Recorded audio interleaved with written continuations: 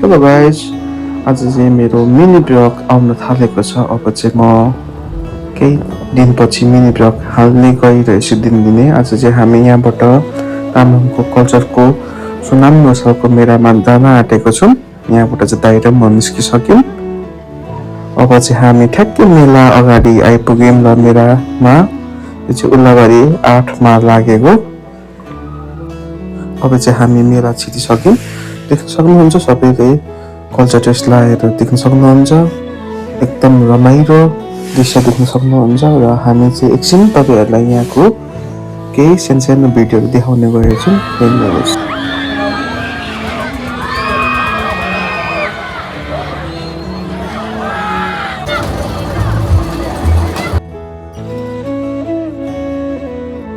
र मेरो आजको भिडियो यति नै हो।